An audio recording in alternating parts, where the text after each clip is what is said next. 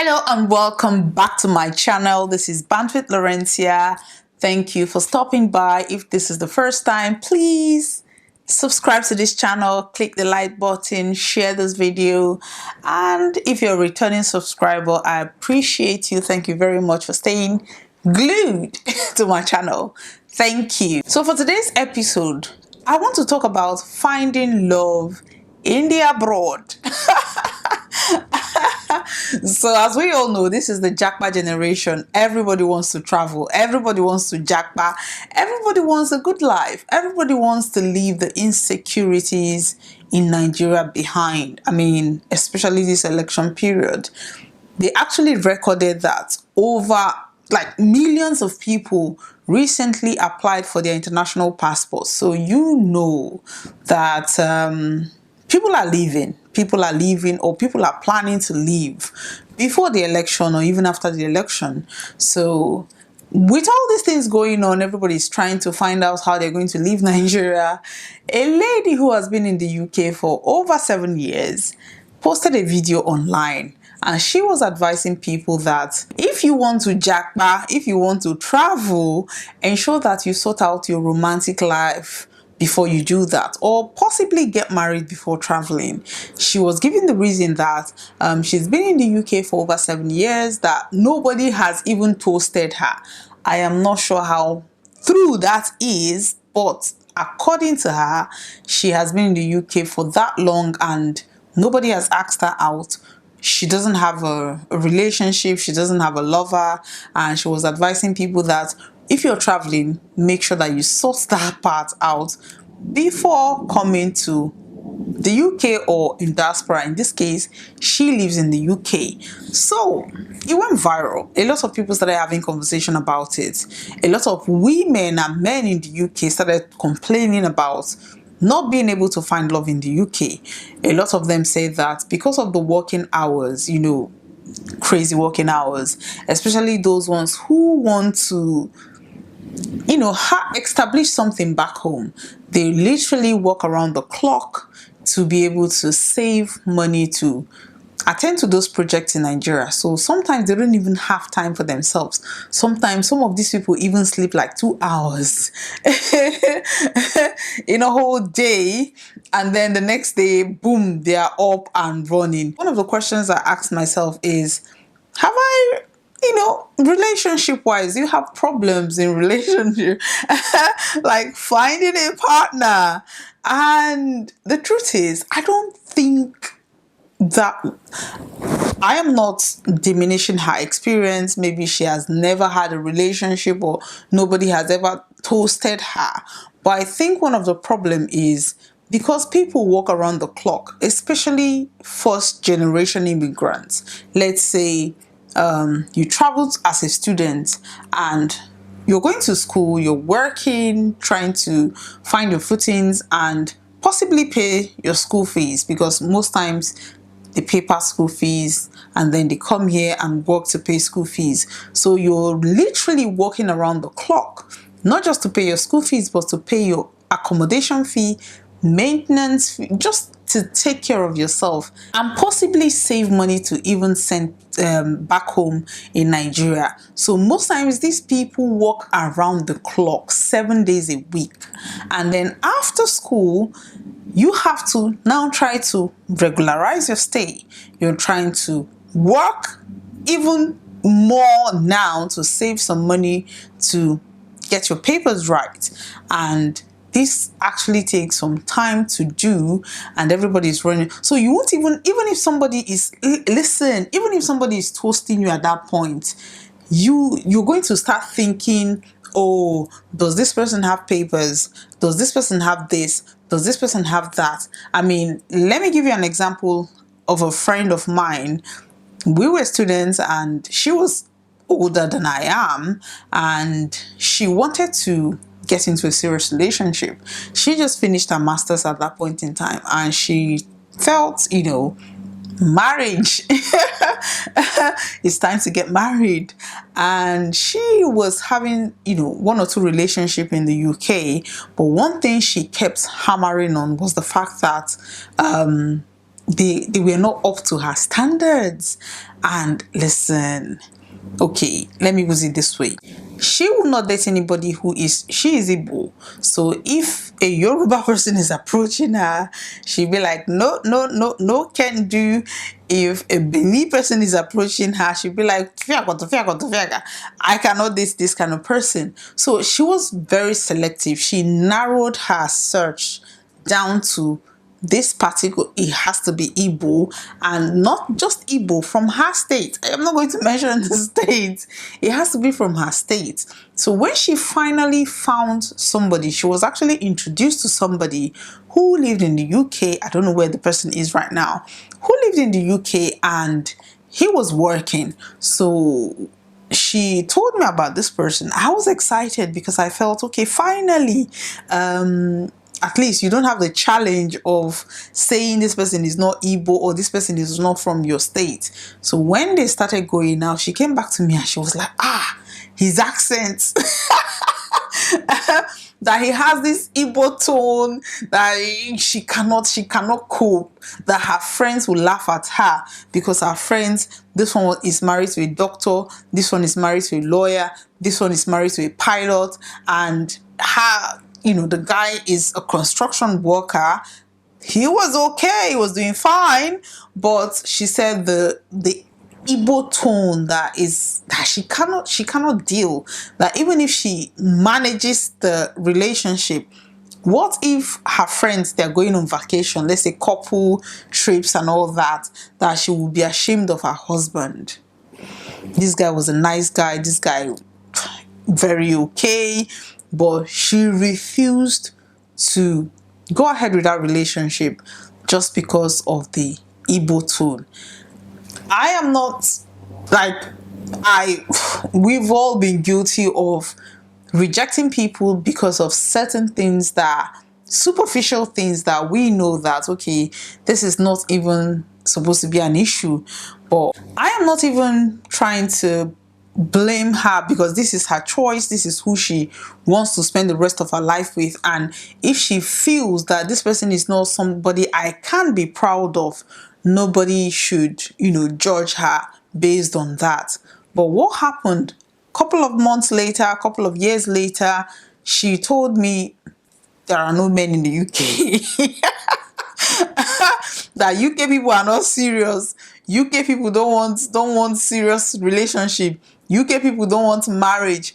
UK people don't want. Well, you have narrowed your search down to literally a particular ethnic group, and the ones that you're finding fault in them.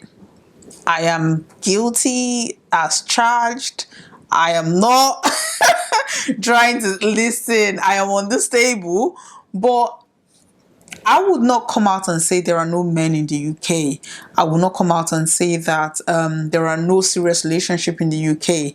I will not come out and say that I have been here 7 years and nobody has asked me out. That is not true.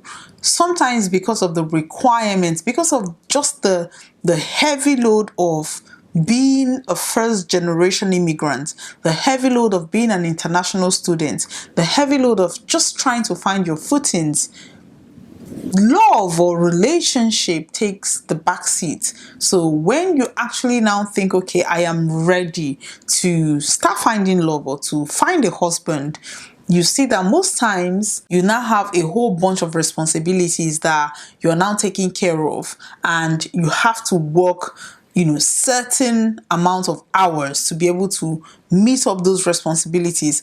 Most times you see people people work around the clock just because they want to drive Range Rover. Come closer. There is this lady that a friend of mine was telling me about. She was, she came in as a student. She was working. She got a good job, and because of pressure, peer pressure, like my friend is driving Range, this one is driving Range, this one is driving Range. She literally got a second job and was working around the clock to be able to finance a Range Rover. And this person is actually looking for, asking people to introduce her to people, but she is literally working around the clock. Even if somebody introduces you to that person now, how would you find time to even go on a date? When they are calling you, you're in your first job. When they want to ask you as you're in the second job. So I don't think it's because of UK that is making people, even in Nigeria, people will tell you that people in Lagos are not serious, or relationship in Lagos are not serious, or Lagos people are not serious about getting married or getting into relationship.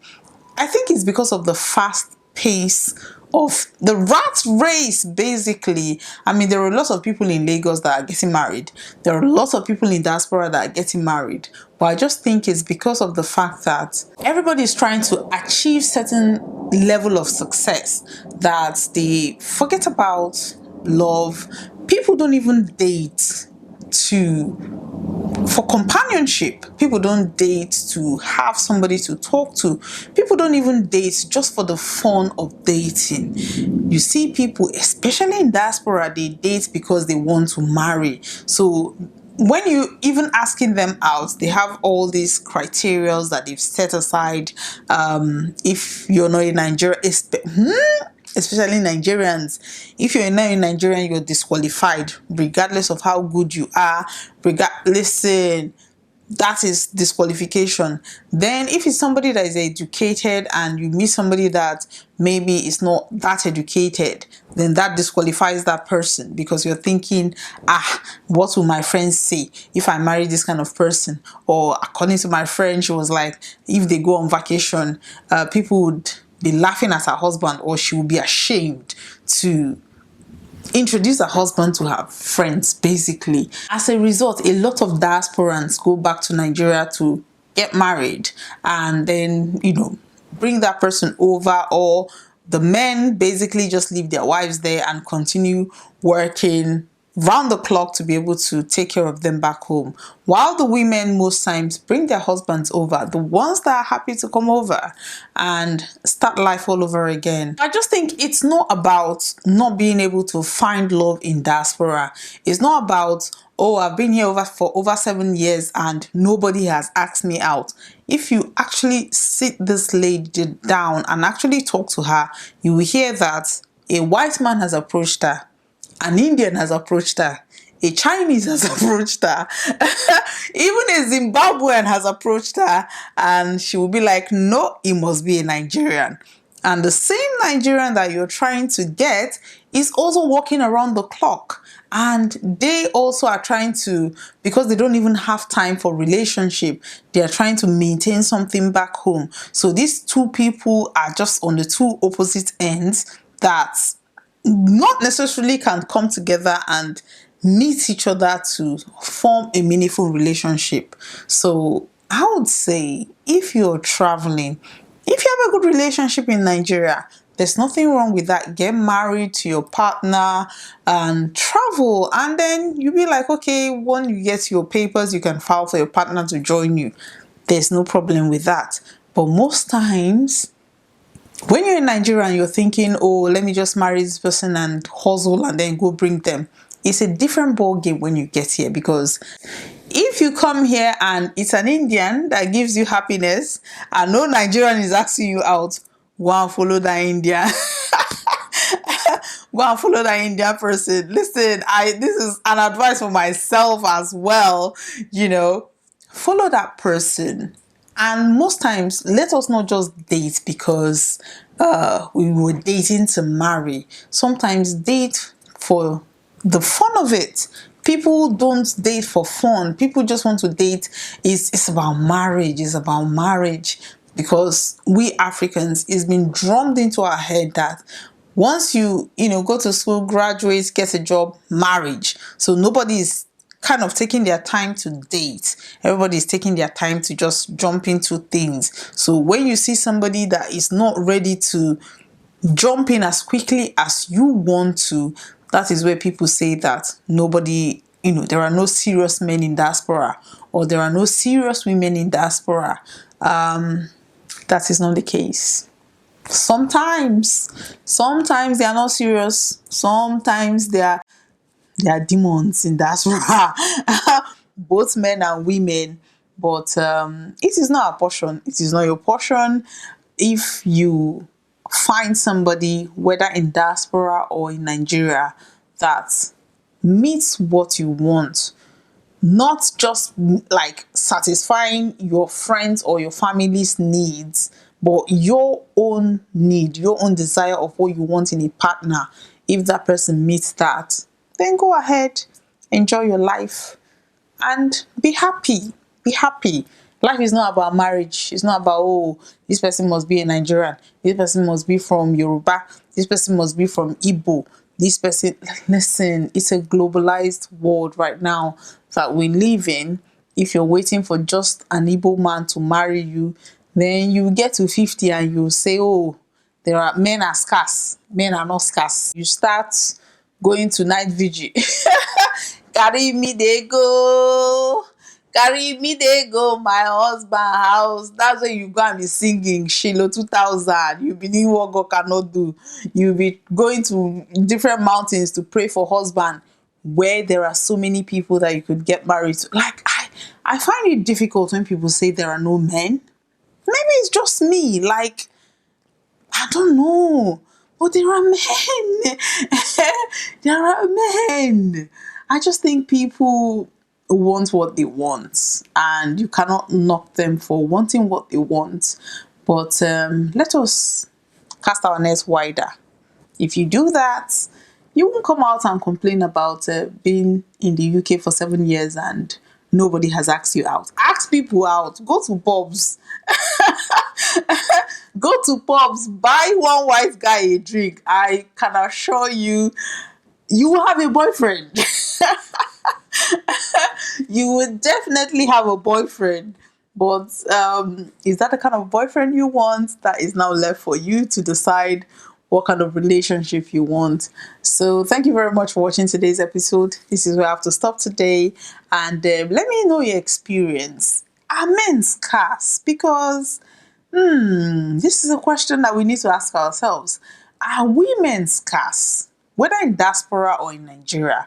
Or is it the fact that we have specific requirements that we're looking for, and those specific requirements are scarce? If that is the case, let me know. Leave me a comment in the comment section, and thank you very much for watching today's episode. Bye-bye.